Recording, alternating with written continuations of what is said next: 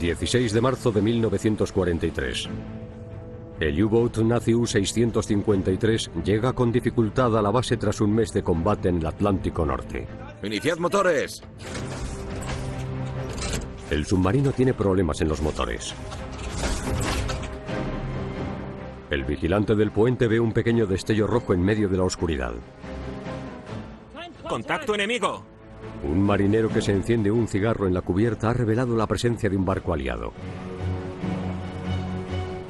Miran a los alrededores y descubren que están rodeados por docenas de sombras fantasmas. Estamos en medio del convoy. De algún modo, el U-653 se encuentra navegando en medio de un convoy aliado. Un accidente fortuito crea las bases de la batalla de convoyes más grande de la Segunda Guerra Mundial.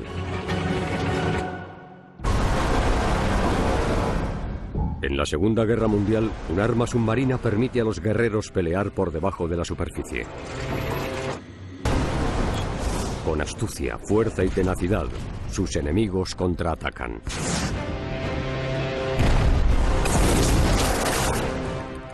Es una apuesta desesperada, revolucionaria y en ocasiones primitiva para cambiar el curso de la guerra. Sus historias son leyenda. Segunda Guerra Mundial. Infierno bajo el mar. La confrontación del Atlántico. Tras adentrarse en medio de un convoy enemigo, el capitán Gerhard Feiler ordena sumergirse para que no los detecten.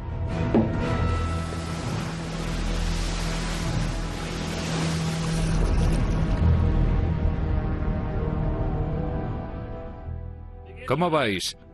El U-Boat U-653 se sumerge a salvo y sigue a los barcos que le pasan por encima. He escuchado un ruido por encima.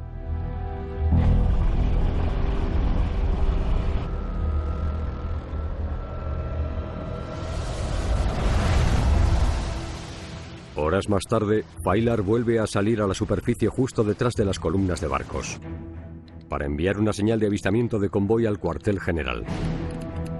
En 1 hora 28 U-Boats se sintonizan con el U-653 para crear una de las fuerzas de Wolfpacks más grandes de la historia. ¡Todo recto! La destrucción de U-Boats nazis que se llevará a cabo durante los 3 días siguientes supondrá el inicio de la victoria en la batalla del Atlántico.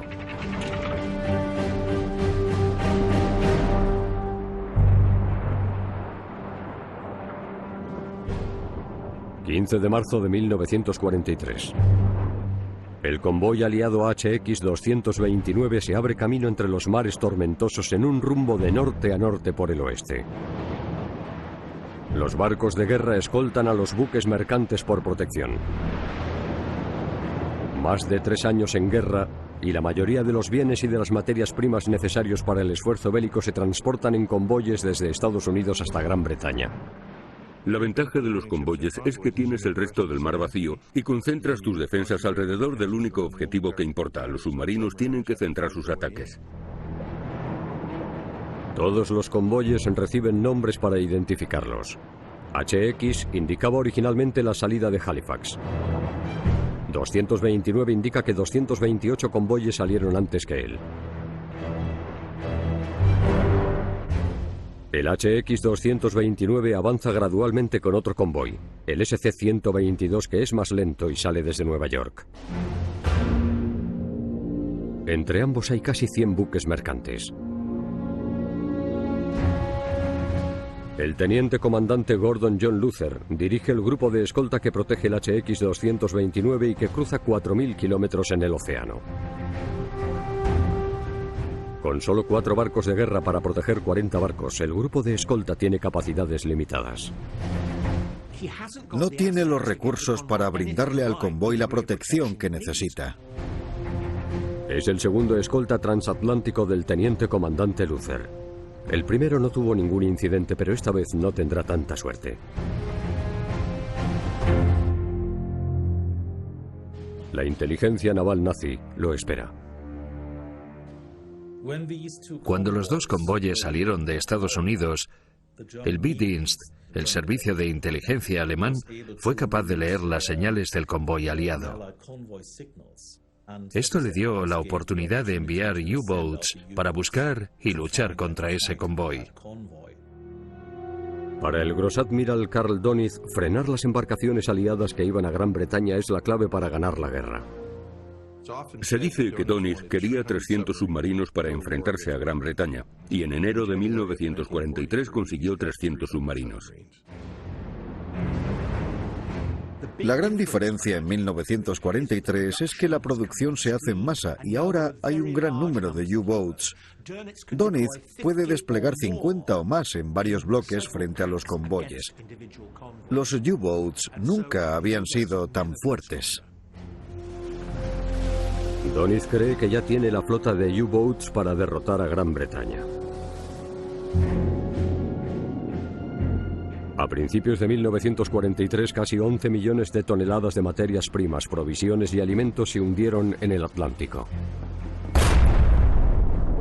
Gran Bretaña estaba en un punto crítico. Cerca del 22% de todas las embarcaciones que navegaron entre el 1 y el 21 de marzo no fue capaz de llegar al otro lado. Es el periodo más negro de la guerra, es casi catastrófico.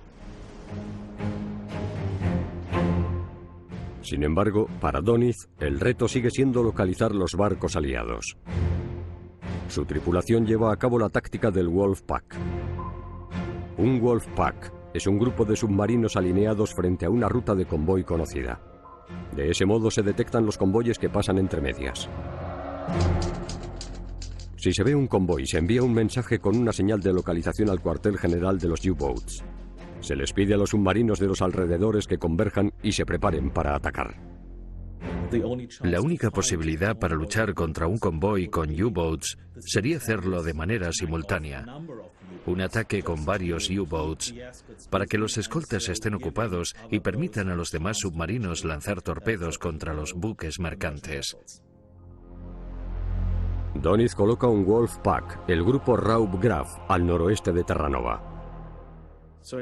En esta ocasión, Dönitz tiene información sobre un convoy muy numeroso que va del oeste al este con provisiones para las fuerzas aliadas.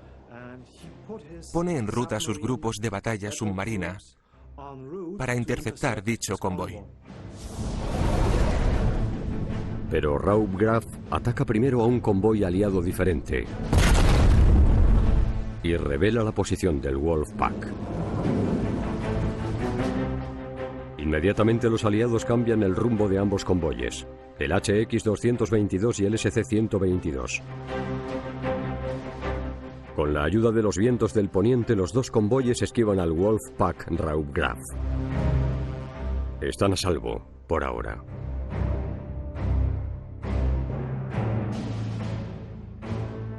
Pero la inteligencia alemana también intercepta la señal de desviación del almirantazgo. Como si fuera un ajedrecista, Dönitz movió su submarino como si se tratara de piezas de ajedrez e intentó juntar todos los U-boats que pudo para atacar los convoyes. Dönitz activa otros dos Wolfpacks, Stürmer y Dränger, para localizar y destruir los buques mercantes.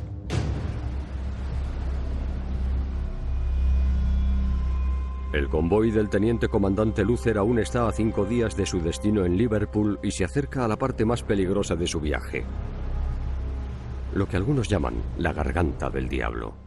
Los alemanes tenderían a agruparse en Wolfpacks en esta zona, en el Atlántico Central, y a principios de 1943 había muchos U-boats. La protección de los barcos aliados se consigue con cobertura aérea. Los aviones de gran alcance tienen radares y cargas de profundidad para hundir los U-boats y disuadir los ataques contra los buques mercantes. Pero el Atlántico Central es una expansión de océano mayor que el alcance de la asistencia aérea.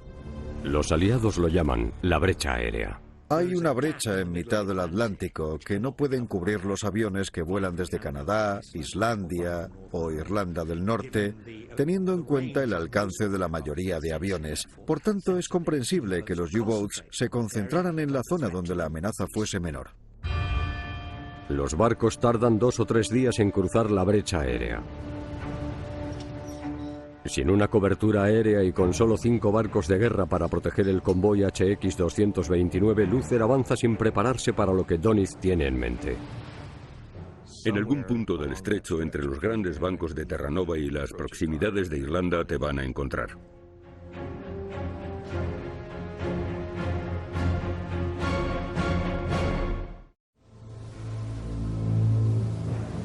Los U-Boats del grupo Raubgraf siguen buscando el convoy maltrecho por una tormenta invernal. El viento sopla a unos 100 o 110 kilómetros por hora. A veces da en la cara de la tripulación. La temperatura está ligeramente bajo cero. Y el puente abierto se inunda de agua. Tienen que permanecer en el castillo con los prismáticos y mirar en 3 direcciones para detectar cualquier posible contacto. Buscar barcos no es sencillo ni aunque el tiempo sea bueno. A un submarino le cuesta mucho encontrar un convoy aliado. Es como buscar una aguja en un pajar.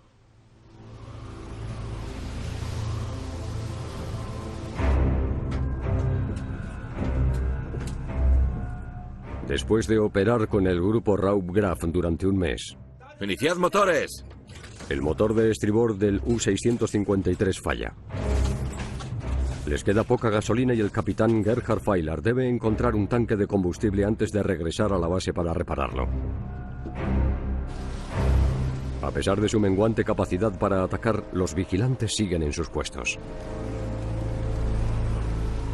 Mientras renquean, ¡Contacto enemigo! el vigilante realiza un sorprendente descubrimiento. La visibilidad es muy mala, pero desgraciadamente en uno de los barcos alguien se enciende un cigarro y eso muestra un destello y le dice al submarino que allí hay un objetivo.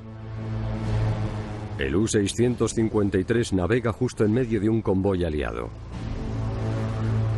Feiler no tiene torpedos para atacar, pero está al mando del U-Boat más potente del Atlántico. Estamos en medio del convoy. Debe mantener al convoy al alcance, pero sin que le descubran. ¡Todo recto! Feiler ordena sumergirse ¡Vamos, vamos, rápido! ¡Alarma! para seguir siendo invisibles. ¡Vamos, más deprisa, vamos! La tripulación no esencial se da prisa por sumergir la proa.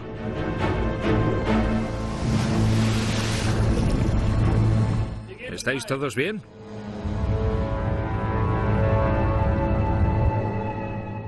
Escuchan, discerniendo diferentes barcos del convoy que les pasan por encima.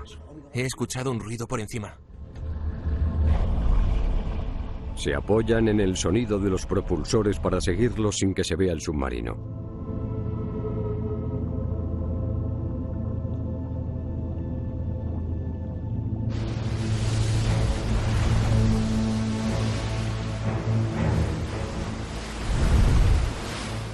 Horas más tarde, Feiler vuelve a salir a la superficie justo detrás de las columnas de barcos y de sus escoltas. Siguen sin detectarlo. El operador de radio envía un informe de avistamiento codificado al cuartel general de los U-Boats. 3 letras en código Morse. Si un submarino en la zona operacional está en contacto con el enemigo, informa de la posición para que puedan interceptar el rumbo y realizar un ataque nocturno coordinado cuando tengan los submarinos suficientes. El Wolfpack utiliza libremente la radio, no se puede hacer de otro modo. Carl Doniz es la mente maestra. Lo controla con un radioenlace de alta frecuencia. Así puede moverse hacia arriba, abajo, izquierda, derecha, delante o detrás según los datos. El informe de avistamiento ilusiona a Doniz. Tiene un objetivo preciso. El resto del grupo Raubgraf está a 130 kilómetros. Doniz les ordena desplazarse a máxima velocidad hacia el convoy.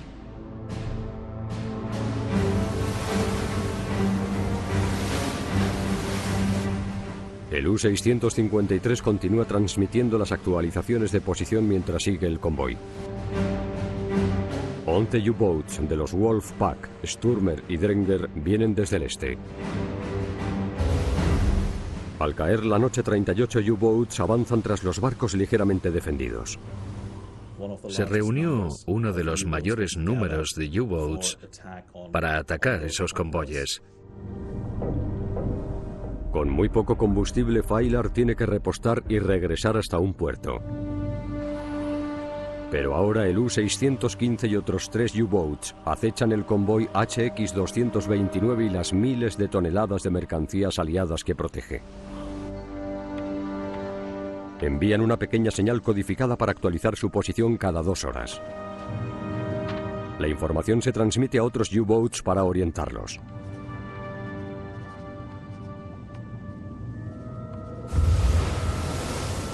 Los Wolfpacks se juntan, pero necesitan más U-boats para lanzar un ataque completo. Siguen el convoy de Luther en la brecha aérea. El mayor número de hundimientos y la mayor zona de operaciones se producen en la brecha aérea del Atlántico Norte porque es el lugar en el que a finales del 42 y a principios del 43 podían utilizar submarinos con impunidad. El comandante del U-boat sabe que solo tienen 2 o 3 días para llevar a cabo su asalto antes de que la cobertura aérea aliada llegue para ahuyentarlos. ¡Vamos!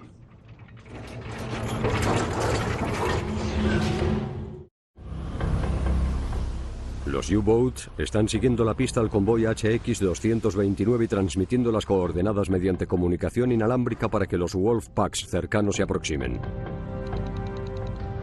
Pero los operadores de radio del cuartel general de U-boats no son los únicos que están escuchando.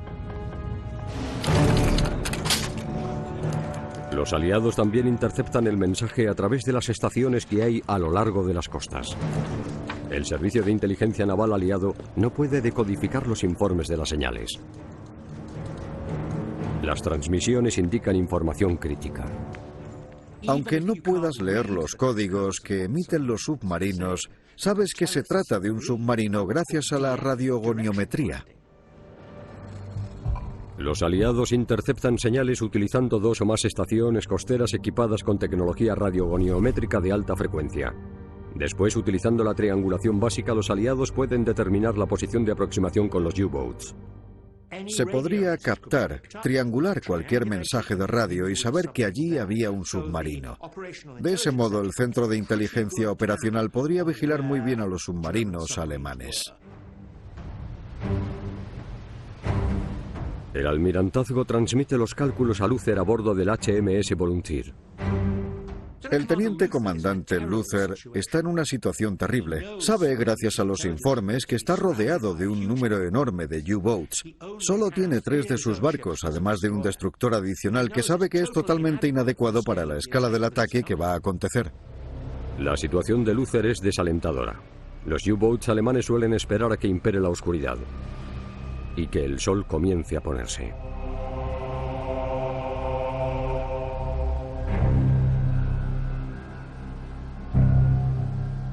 El ataque se suele producir por la noche, en medio de la oscuridad, y mientras los submarinos solamente asoman el castillo. Vas a máxima velocidad, así que básicamente te atacan barcos con torpedos a motor en alta mar. Luther, que espera el ataque por el norte, posiciona su barco, el HMS Volunteer, en la columna de babor de sus buques mercantes. Ordena a los otros barcos que adopten posiciones defensivas alrededor del convoy.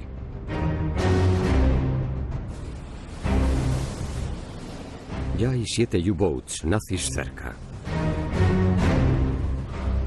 Doniz esperaría hasta que hubiera suficientes, 6, 8 o incluso 15 o 20 en algunos casos, alrededor del convoy, y entonces daría la orden en el momento adecuado, en la oscuridad de la noche, para tener libertad de ataque.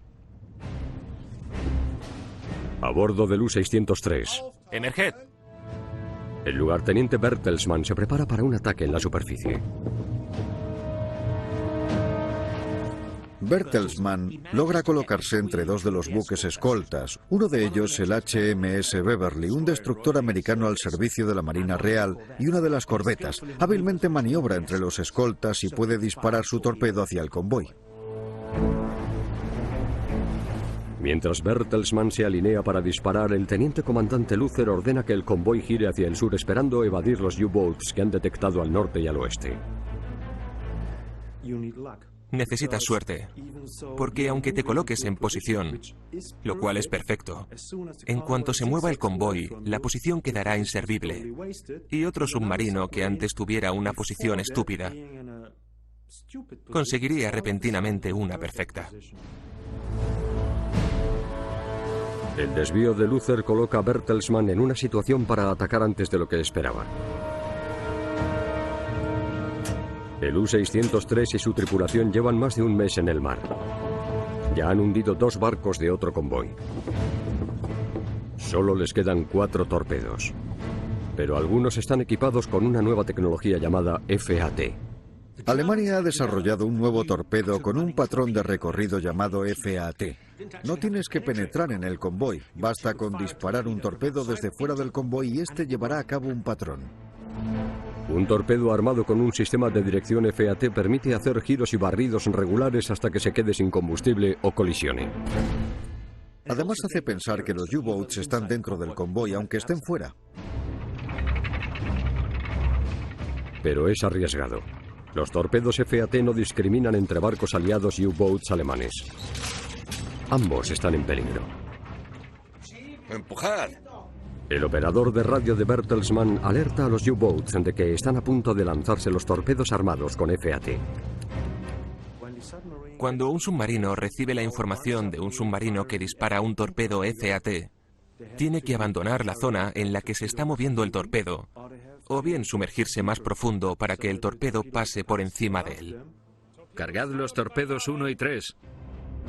Ordena a su tripulación que dispare los torpedos que faltan.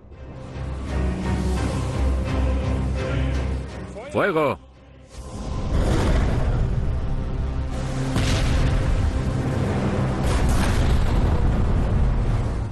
Alcanzar un barco con esos torpedos es tener suerte, pero es que en realidad alcanzaron 2.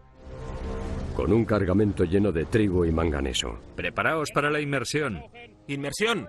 El Elin K recibe un impacto paralizador. Cuando Luther se da cuenta de que han alcanzado su barco, ¡Contacto a babor! ordena lo que en la marina se llama media frambuesa. Todos los escoltas dan vueltas por fuera para barrer su sector siguiendo una ruta triangular y localizar el submarino que ha disparado el torpedo. El radar se utiliza para detectar los U-Boats en la superficie. Un tipo de sonar llamado ASDIC barre a los submarinos que hay debajo. Pero Bertelsmann bucea sin que le detecten y regresa a la base. El escolta de Luther no logra localizar ningún U-Boat mientras escanea los sectores.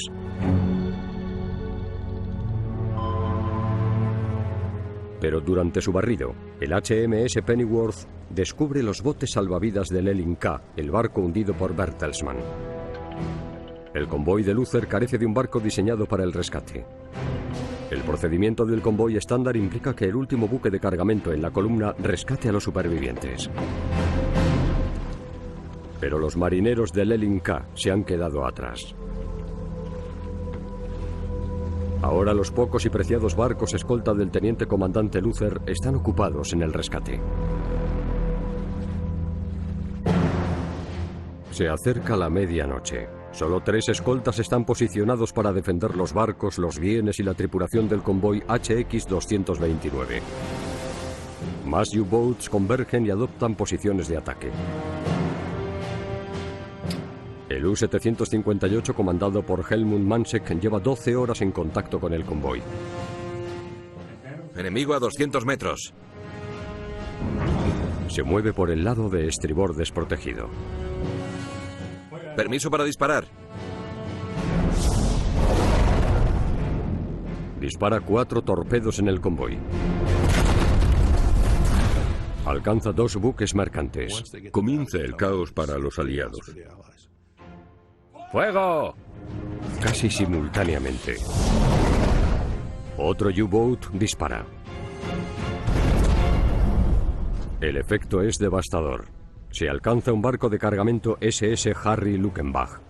Llegan submarinos desde todas las direcciones y los barcos se hunden. Es un caos total, pero un caos que sirve a los alemanes.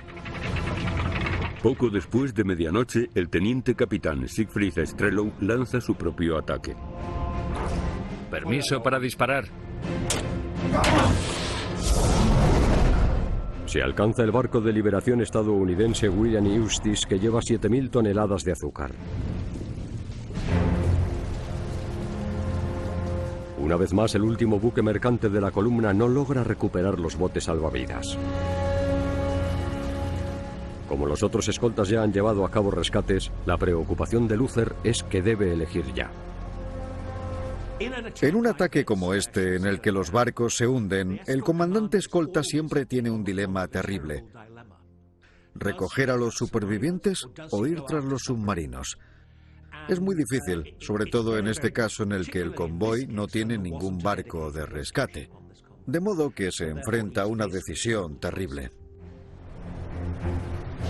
Luther no duda demasiado. También acude a rescatar a los supervivientes.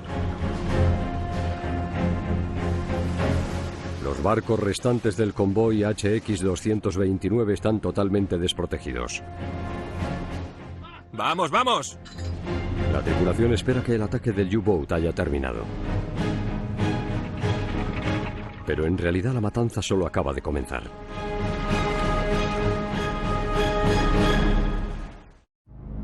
Sin embargo, pasan los minutos, pero no se produce ningún ataque. El HMS Volunteer es el primer escolta que retoma su posición en el perímetro del convoy.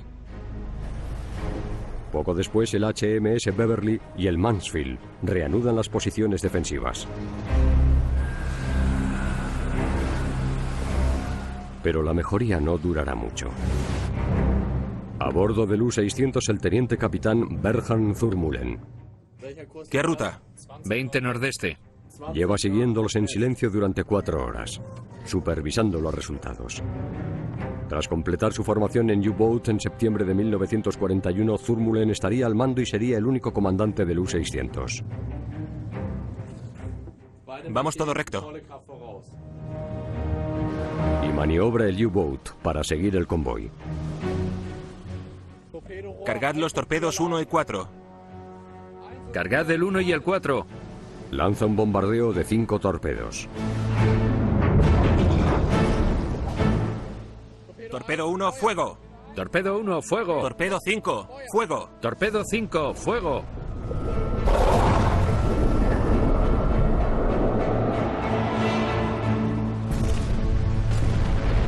Tres disparos lo alcanzan, incluyendo el Princesa del Sur, un tanque que lleva 10.000 toneladas de combustible. Los U-Boats martillean constantemente el convoy. El U-600 hunde un tanque. Y de manera satisfactoria para el submarino, aunque no tanto para el convoy, se produce una típica explosión de tanque.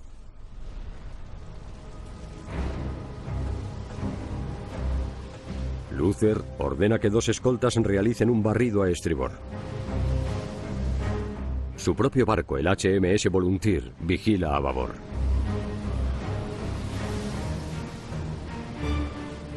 Se detectan 2 submarinos en la superficie y se alejan. Luther hace todo lo que está en sus manos.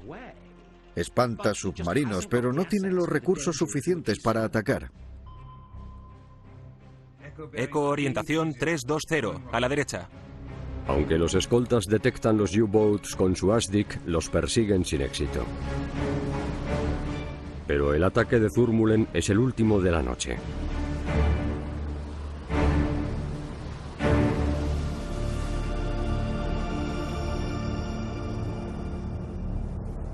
Cuando amanece, el sol sale sobre un convoy destruido. Se han rescatado a 447 de los 590 marineros gracias a la rápida respuesta de los hombres de Luther. Los U-Boats del Raub Graf logran hundir con éxito 8 buques mercantes del HX-229. A unos 150 kilómetros de distancia también han atacado al convoy SC-122 por la noche. Uno de los primeros U-Boats del grupo Stürmer establece contacto y desaparecen 4 barcos más. El primer ataque de los U-Boats del primer grupo hunde 12 barcos aliados. Es una proporción bastante buena.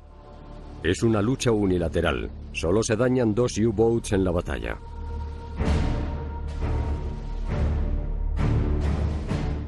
Llega una oleada de señales al cuartel general de los U-Boats indicando que se han hundido casi 90.000 toneladas de buques mercantes.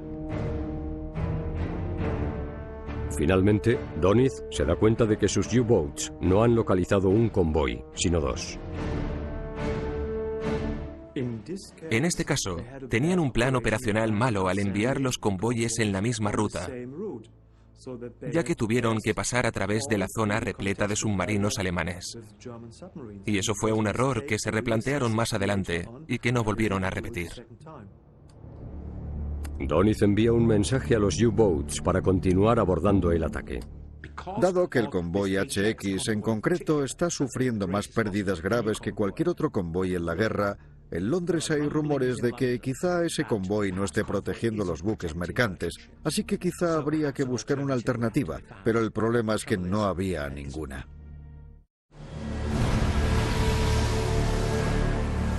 Durante los días siguientes, la crisis tan solo se endurece para los aliados. Bastante más atrás, el HX-229 está alcanzando el convoy aliado que avanza despacio, el SC-122. Los U-Boats nazis han dado caza a casi 100 buques mercantes apenas defendidos, en solo 150 kilómetros cuadrados. A la mayoría de los primeros submarinos en Raub Graf le queda poco combustible y torpedos, ya que los ha gastado en la batalla. Pero los submarinos Stürmer y Dränger comienzan a reivindicar su presencia.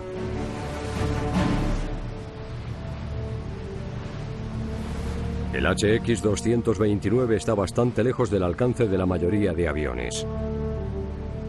Si no se hubiera desviado tanto hacia el sur, habría sido posible la asistencia aérea.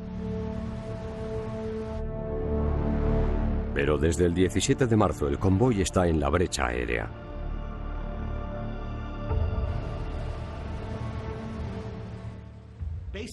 Básicamente, el almirantazgo le dice al grupo de escolta y al capitán del convoy que vayan hasta la zona en la que les pueden ayudar. Con más U-Boats que convergen, los escoltas del teniente comandante Luther tendrán que luchar por sí mismos. Los 38 submarinos de los grupos Stürmer y Dränger rodean los 2 convoyes.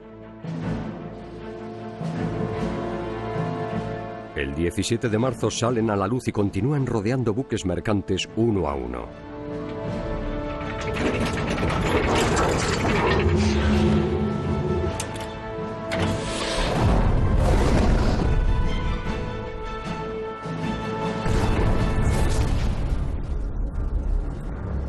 El tamaño de esta batalla es realmente extraordinario. Hay más de 100 activos involucrados en ambos bandos, entre escoltas, buques mercantes y U-Boats. Doniz ha enviado más de 50 U-Boats, de los cuales 40 han establecido contacto. Esta es la extraordinaria escala de la batalla.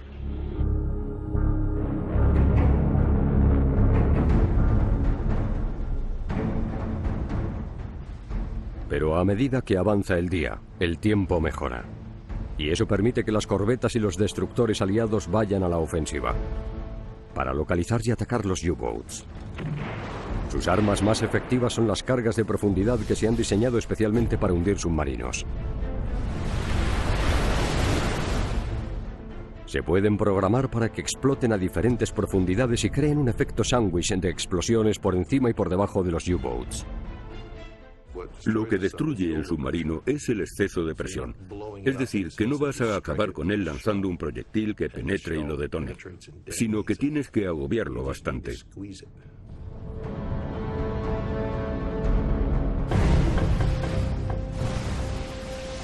En su primera patrulla, el teniente capitán Kurt Lange está al mando del U-530.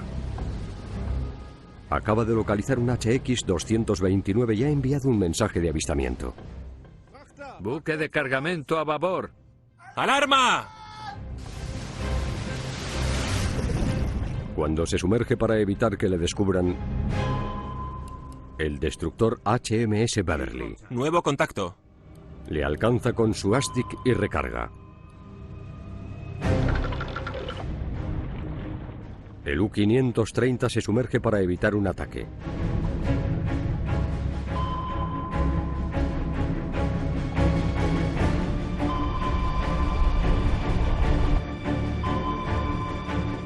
El sonar del Beverly continúa rastreando el U-Boat.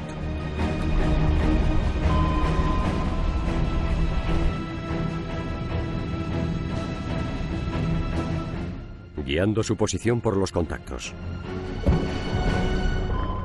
El HMS Beverly lanza cargas de profundidad por la borda.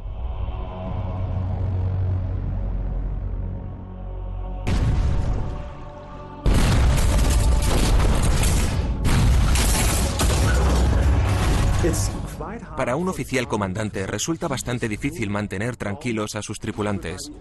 Se supone que todo el mundo debe esperar y confiar, porque no pueden hacer nada.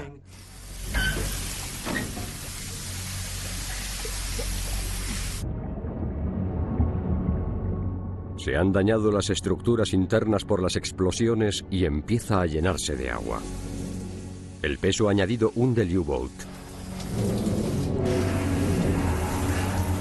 El submarino se hunde casi 250 metros. Todo el mundo está muy nervioso. Puedes tener mucha adrenalina dentro y no puedes soltarla. No te puedes mover. El agua les llega a los pies. El submarino está sometido a la presión. El teniente capitán Lange y su tripulación escuchan al destructor directamente sobre ellos.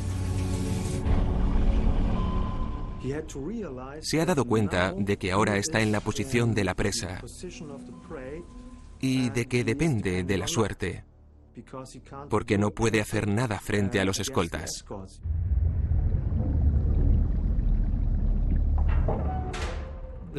El problema de los submarinos es que no hace falta que se dañen demasiado. Si el submarino se hunde, todos se hunden con él y nadie vuelve a casa.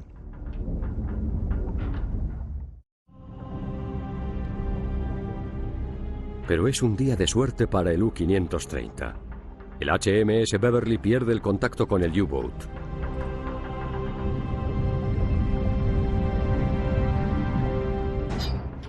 Vamos, vamos. Bien, bien. Cuando impera el silencio en el mar, la tripulación salta a la acción. Vamos, vamos. Gestionan con cuidado las baterías que les quedan y ascienden en intervalos de 9 metros.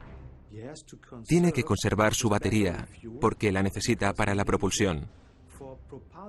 De lo contrario, el submarino se hundiría cada vez más profundo. Vamos, vamos, vamos. Tras el ataque de 2 horas, el agonizante U-Boat de Lange sale a la superficie. La odisea ha terminado. ¡Lo hemos conseguido! Sí, menos mal. ¡Qué bien! Tienen suerte de seguir vivos.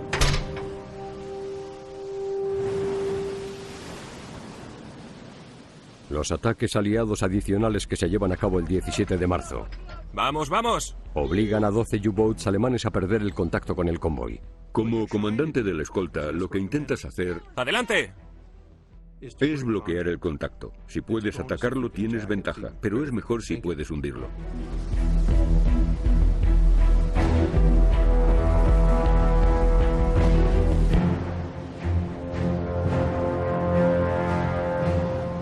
Gradualmente la balanza se inclina a favor de los aliados. Aunque los U-Boats se vayan recuperando, los convoyes se acercan al límite de la brecha aérea. Los aviones aliados pueden alcanzar los convoyes desde Europa. Ahora acechan a los Wolfpacks en el aire. Los patrulleros aéreos de gran alcance Liberators, Sunderlands y Fortresses ofrecen cobertura al convoy y dan un pequeño alivio a los agotados escoltas. Pero todavía no se ha terminado. La llegada de los aviones costeros altera la situación, y mucho. Los aviones pueden obligar a los submarinos a sumergirse. Cuando se sumergen, su movilidad se reduce enormemente. Un escuadrón volador 206 Fortresses sobrevuela el convoy confiando en pillar desprevenido a un U-Boat. ¡Avión enemigo! ¡Alarma! ¡Salid todos de cubierta! ¡Rápido, rápido, rápido! El U-384 no tiene tiempo de sumergirse antes de que suelten 4 cargas de profundidad. Las explosiones se escuchan en todos los lados del U-Boat. El U-384 se hunde en el fondo oceánico llevándose por delante a una tripulación de 47 personas.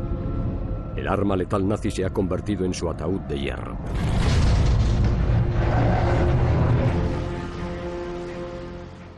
Ahora, el convoy está bajo el paraguas aéreo, que puede resultar bastante agresivo. Así que lo más sensato es que los U-Boats se retiren y vuelvan a la brecha para buscar otro convoy fuera de la cobertura aérea. Finalmente, Doniz suspende el ataque. El HX-229 y el SC-122 han soportado un asalto de 3 días y sufrido una cantidad de destrucción récord. ¡Fuego! Entre los dos convoyes, un total de 22 barcos, se destruyeron más de 146 toneladas.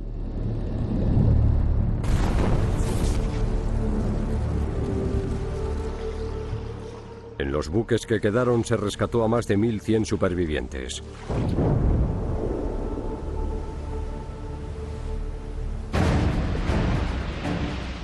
Durante los ataques de los U-Boats en marzo de 1943, la estrategia del Wolfpack de Doniz salió a la perfección. Las operaciones exitosas dan motivos para creer que Alemania está a punto de ganar la guerra en el Atlántico. Durante las 3 primeras semanas de marzo de 1943, los U-Boats interceptaron todos los convoyes que cruzaron el Atlántico Norte y atacaron a aproximadamente la mitad. Pero a final de marzo las circunstancias volvieron a cambiar. Los barcos están en el horizonte y el tiempo mejora. Todo cambia prácticamente en un abrir y cerrar de ojos a final de marzo. Los días primaverales más largos, una mejor tecnología y más aviones permiten a los aliados cerrar la brecha aérea.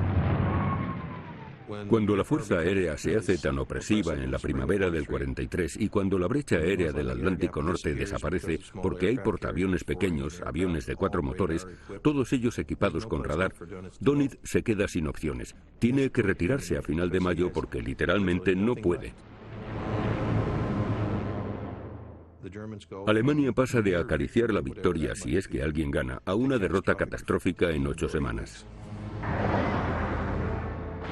La batalla contra los convoyes SC-122 y HX-229 es una batalla menor en el contexto de la guerra en su totalidad, pero marca el cambio de la batalla del Atlántico. Pero la cobertura aérea aumentada no es el único motivo por el que los U-Boats pasan momentos complicados. La clave de las tácticas de los Wolfpacks fue el control por radio, un radiocontrol centralizado desde el cuartel general. El problema es que revelaba la posición de los submarinos, y esa era la semilla de su propia destrucción. Los aliados ganan el servicio de inteligencia, el tiempo mejora y la brecha aérea desaparece. Los nazis no tienen dónde esconderse. En mayo, el almirante Doniz ordena a sus U-Boats que abandonen el Atlántico Norte. Los Wolfpacks nunca volverían a estar tan cerca de frenar a los aliados como lo estuvieron durante esas largas noches oscuras de marzo de 1943.